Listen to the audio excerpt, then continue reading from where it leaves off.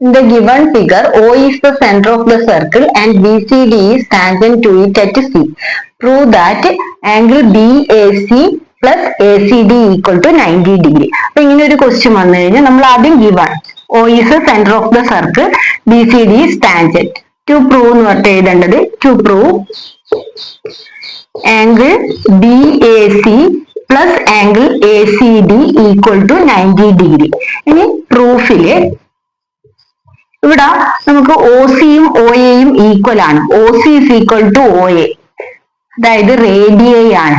Triangle OACയില് OC in triangle OACയിൽ OC is equal to OA ആവുമ്പോൾ റേഡിയൈ അത് രണ്ട് ഈക്വൽ. അപ്പൊ ഈ ആംഗിളും ഈക്വൽ ആയിരിക്കും. Angle OCA equal to angle OAC ആണ്.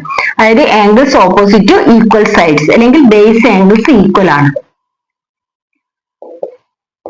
അതിനുശേഷം നമുക്ക് റേഡിയസും ടാൻജന്റും എപ്പോഴും 90 ഡിഗ്രിയാണ്. റേഡിയസ് പെർപെൻഡിക്കുലർ ടു ടാൻജന്റ് ആയതുകൊണ്ട് ആംഗിൾ OCD എന്ന് പറയുന്നത് എന്തായിരിക്കും? 90 ഡിഗ്രിയാണ്. അപ്പൊ ഈ OCD എന്ന് പറയുന്നത് OCA പ്ലസ് ACD എന്ന് എഴുതാലോ. അപ്പൊ ആംഗിൾ OCD ഈക്വൽ ടു എങ്ങനെ എഴുതാം? OCA angle OCA plus angle ACD.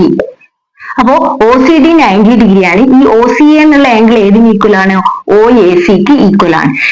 അപ്പൊ ഇതിനെ നമുക്ക് മാറ്റി കൊടുക്കാം. അതായത് angle OAC plus angle ACD equal to 90 degree. ഈ OAC തന്നെയാണ് എന്ത്?